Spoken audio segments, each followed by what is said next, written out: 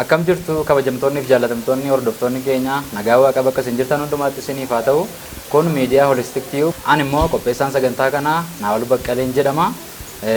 Egaa miidiyaan Holistic Tube jennu kuni akkuma maqaa isaa irraa hubachuu dandeenyu pirogiraamii garaagaraa kan bashannansiisan, kan barsiisanii fi sagantaa wal falmisiisaa garaagaraa torbanitti tokko yeroo hundumaa jimaata sa'aatii 9 irratti isin biraan kan geenyu ta'a jechuudha.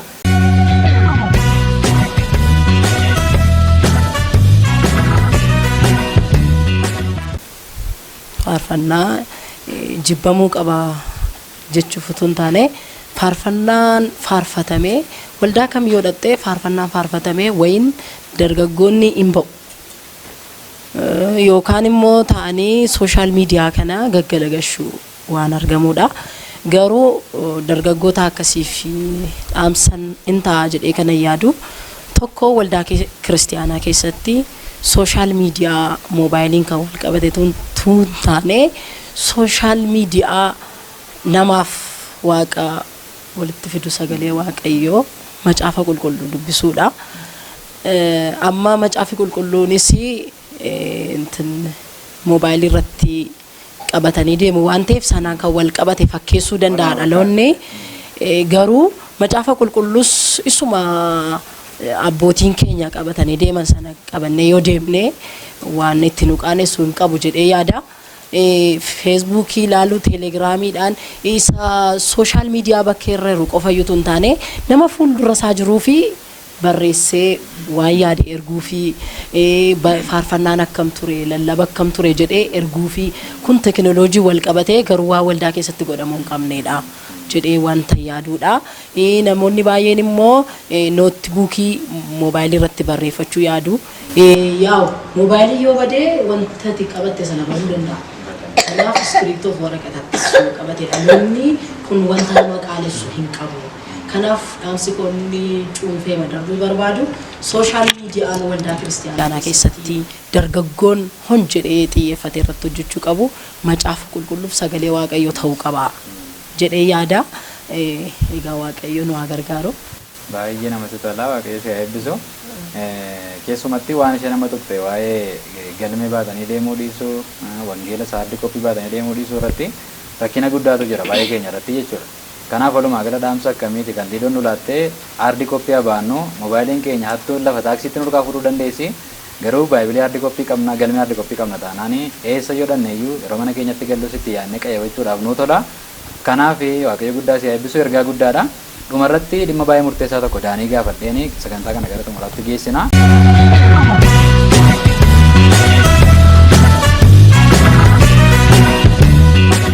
Yeroo ammaa maaltu jira baay'inaan waldaa keessatti wanti hundumtuu onlaayiniidha.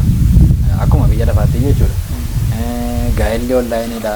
Alabanaa feesbuukii marraa argatta. Tajaajila feesbuukii marratti tajaajiluu dandeessa. Yuutuubii irratti tajaajiluu dandeessa. Ergaa miti hin argatta roon akka ergaatti fudhatamee jechuun amootu jira argannee baay'inaan hin argatu namoonni illee argachuu baate hin argatu. Wantoonni kun baay'achaa jiru. Keessumatti namni waldaa ishee lafarraa kana dhaquu dhiisuu, tokkummaa amantoota ishee lafarraa hirmaachuu dhiisuu fi lafatti tajaajiluu dhiisuu irra ga'eera jechuudha. Waldaan qilleensarra illee baay'eedha waan ta'eef. Kanaaf haalli kun yoo guddachaa deeme namni waldaa tajaajiluu dhiisee bakkachaa jira. Waldaa teelegiraamii, wasaappiidhaan of tajaajila. Achumarraan dubbisaa, yuutuubii marraan dalaga dhaggeeffata jedhee yeroo itti namni mana oolutu jira waan ta'eef wanti kun amma teekinooloojiin hin dhaabbatu guddachaa matti dhufa. Yoo akkasitti itti fufaa deeme waldaa irratti dhiibbaa akkasii qabate yaada. Dhugaa isaa dubbachuu fi waldaanii lafa namni itti walitti qabamee waaqayyo waaqeffatu. Durba rakkakummoo faafaa waldaa jechuun hundi keenya akkuma nu beeknu afurii qulqulluun dhaqee sa'aatii fi achi buufata. Namni achitti dhaqee cubbuu isaa himatee maal ta'e wantoota kana kanas ture. Amma garuu namni maalitti fudhata waldaa jechuun keessa lapheera waanta ta'eef lafa barbaadde teessee waaqayyo waaqeffachuu dandeessa. Sadii ruttaa kana walitti qabamee keenya waaqayyo waanta barbaaduuf waldaa kana kan inni fiduuf. Waaqayyootu wanti nu fayyadu ta'ee inni of ture jechuudha. Walitti qabamni keenya tokkummaan keenya kun wanta hojjetu qaba. Sigalee maaliif jenereeshiniin badaan deemu wanta ta'eef namoonni baay'een akkuma tamma jettee wasaappiidhaanii, teelegiraamiidhaanii jijjiira. Wanta nu beennuun tarii nus namni keessatti aaddii nu godhee argaa jiraachuu dandeenya. Sigalee inni bareedaadha. ta'etu jiru garuu waldaanii dhalootaa fi yoomiyyuu taanaan murteessaadha. Maaliif namni akkuma sagalee waaqayyoo jedhu guyyaa ja'a hojjetee torbaffaatti waaqayyoo isaa waaqeffata waanta ta'eef haara galfata waanta ta'eef guyyaan torbaffaa kan waaqayyooti jedhamee lafa kaa'ameera waanta ta'eef guyyaa torbaffaa sanatti walitti qabamee iddootti aarsaa jedhee iddootti qopheeffame sana iddoo aarsaa sanatti waaqayyoof galata dhiyeessuu waaqayyoon faarfachuu waaqayyoon kadhachuun dirqama isaati. Kanaaf gara fuulduraatti dhiibbaa inni waldaa irratti qabu akka kootti ta'a jedhee yaadu jenereeshinii amma jiru baay'ee teekinooloojiin baay'ee kan walitti hidhatedha. Si galee nu garuu dhaloota amma jiru xiqqoo dhugaan kan nu galee dhiibbaa uumuu hin dandeenye.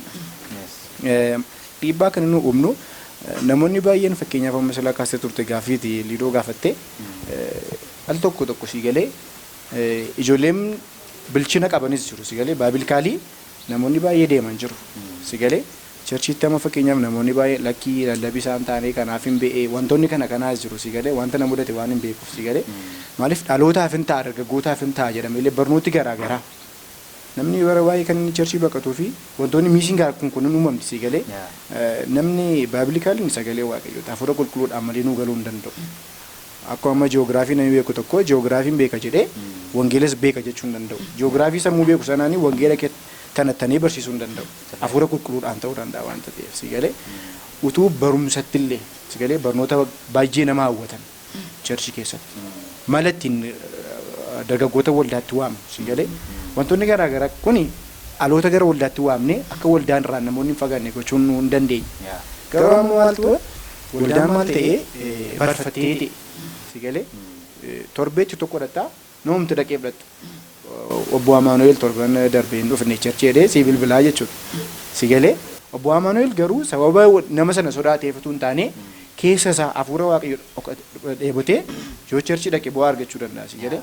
Kanaaf wantoota garaagaraa uumnee wantoota isaan gara waaqaatti atiraakti isaan godhan sagantaa babbariidaa barumsa babbariidaa akkuma sila kaafnee ture. Wantoota kana uumnee nama cherchiitti harkisuu hin dandeenye. Inni biraan immoo cherchiin yoomiyyuu hin baddu akka kootti kan hin yaadu.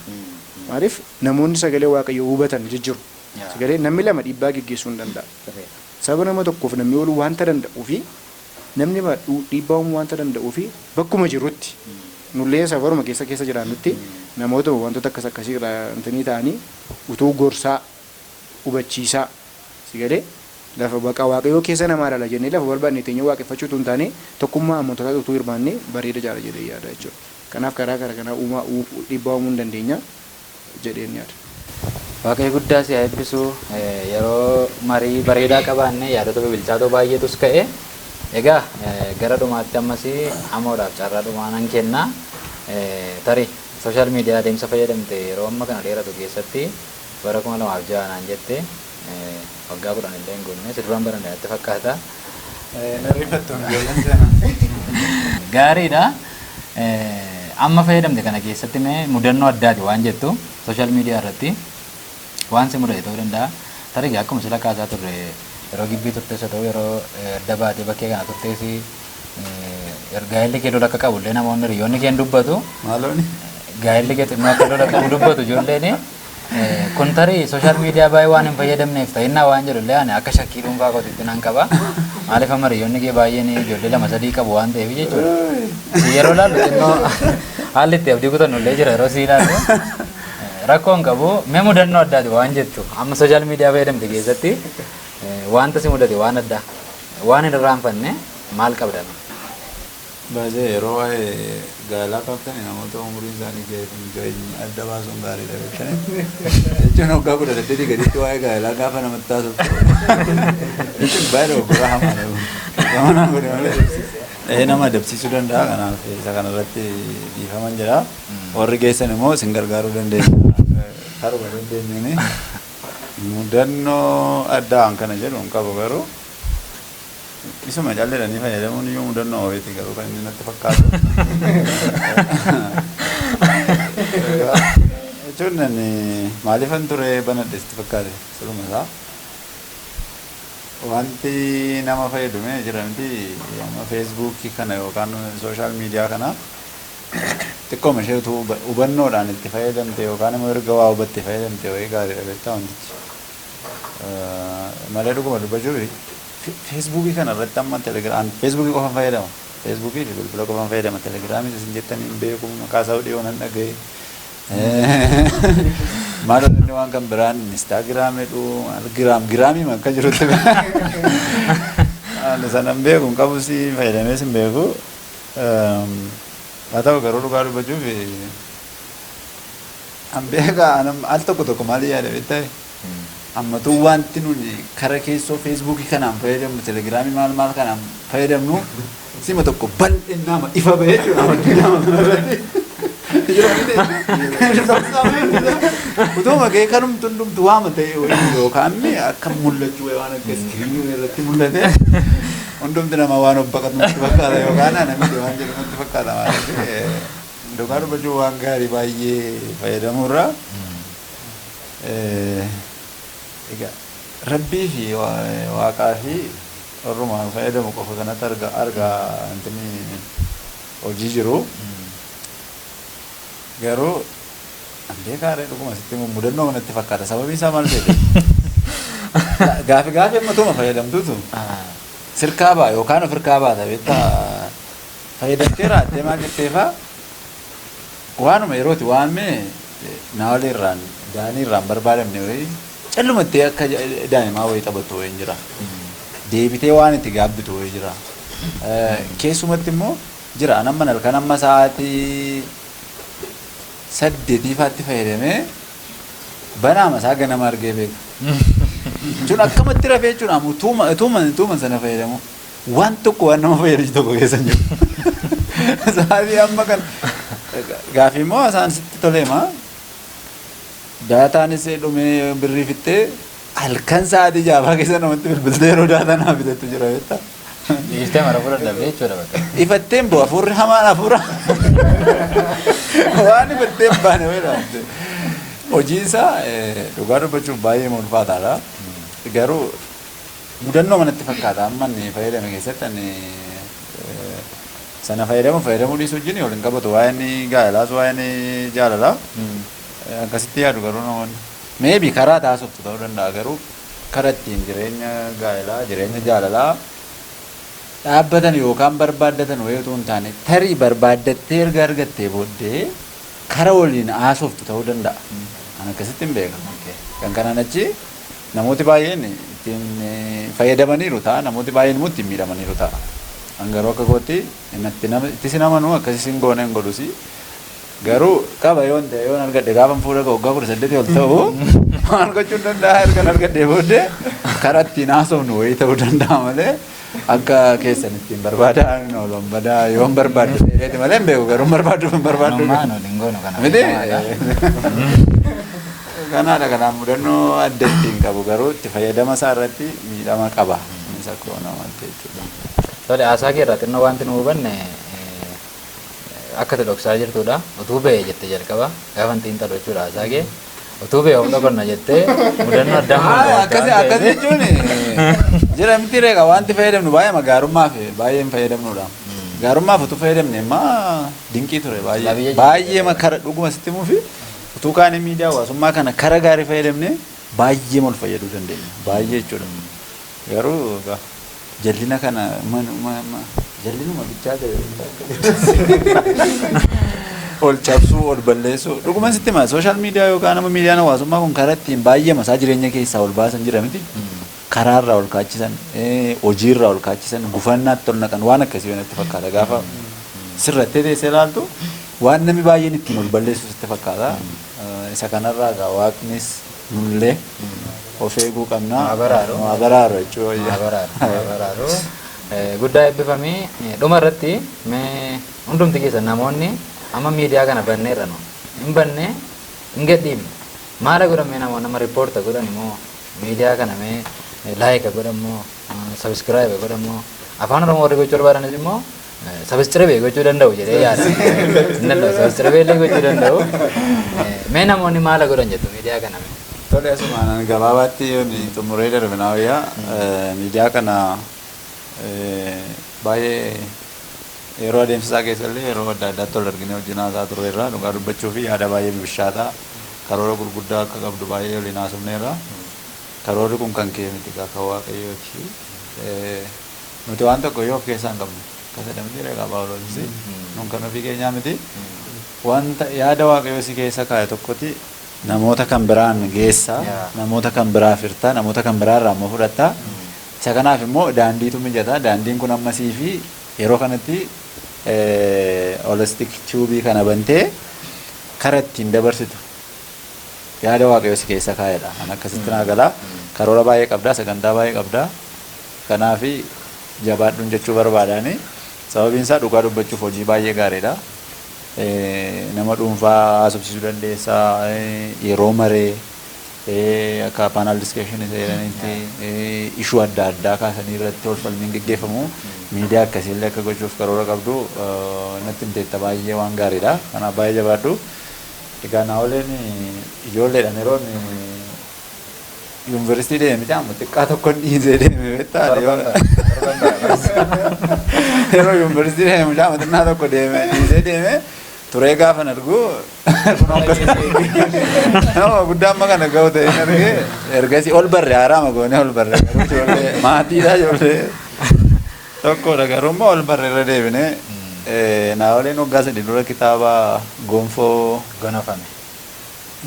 gonofame jedhu barreessitee gabaarra hojjeteellee jirta. Dhugaa dubbachuuf umurii kanatti hojii akkasii hojjechuun baay'ee waan guddaadha.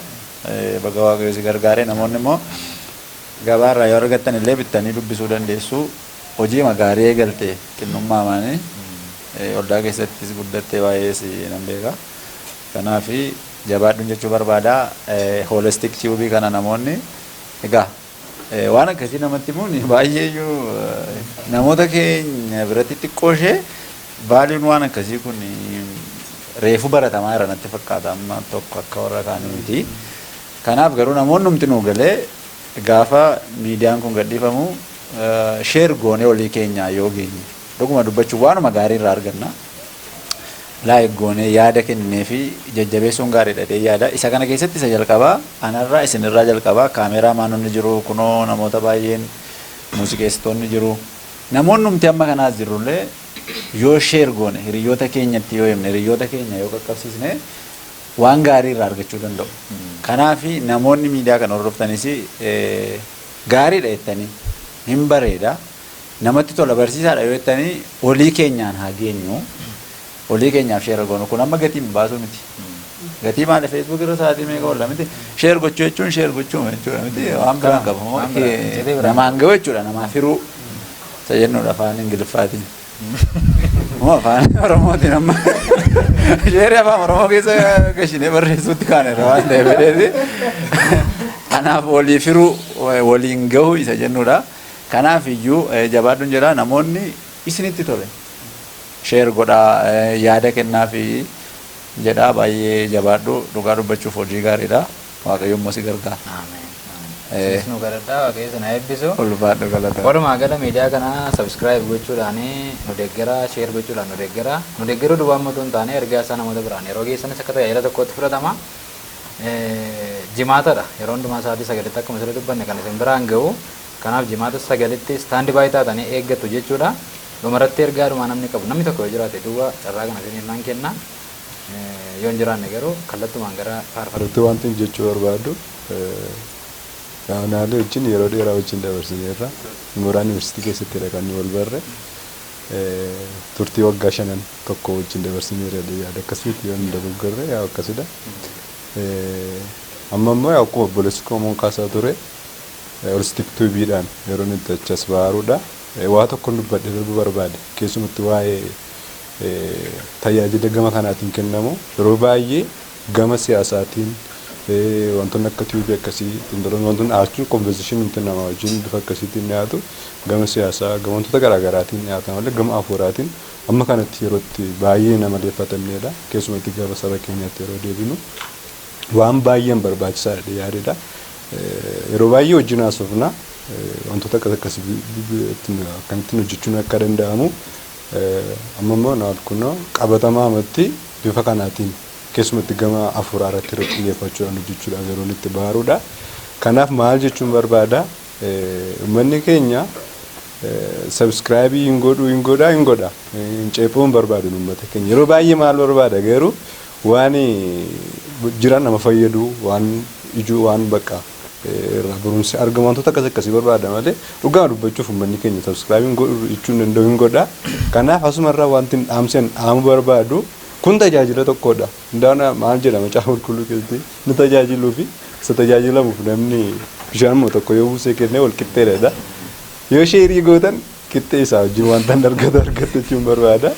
Kanaaf sheerii gochuu subscribe akkasiin gootan asumarraan dhaamsan isinii dabarsuu barbaada. Guddaan gama keessan eebbisu kallattumaan gara faarfannaatti dabarraa faarfattoota biraa qabnaa kiboordistoota illee qabnaa gitaaristoota biraa qabnaa isaanis amma dhufuu isaanii wajjin yeroo waaqeffannaa bareedaa yeroo gaarii qaban waliin qaba waaqayyo isin haa eebbisu amma dhumaatti nuuf dhufa.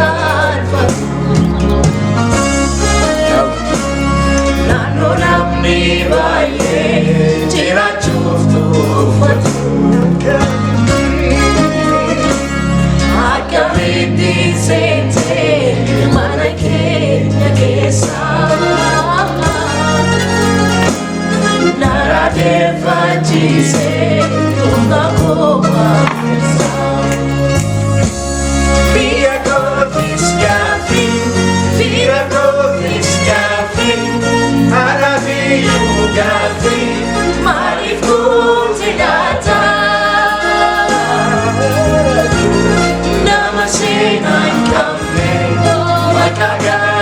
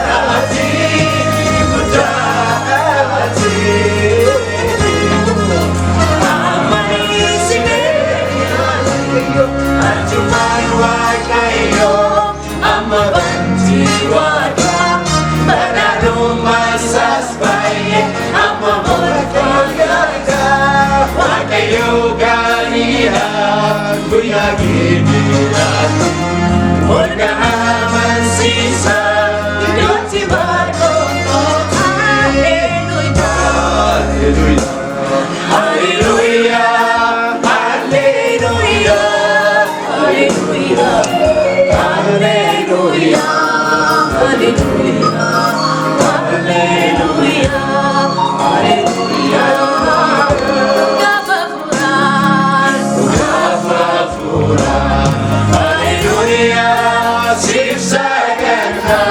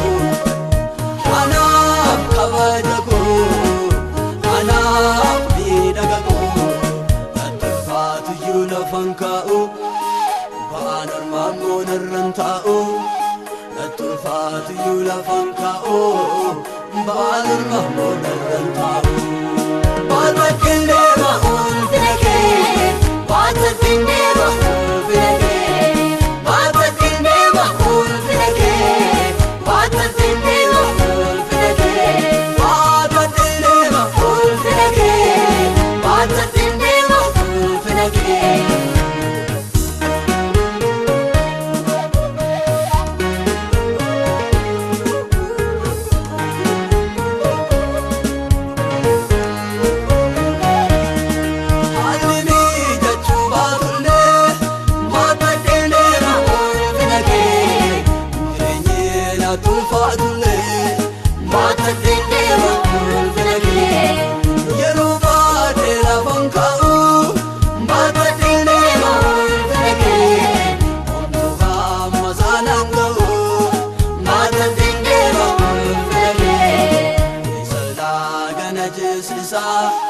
Davidosin gatisisa Yukta ulfina kee baadeen daangaa daangaa dandeemsisa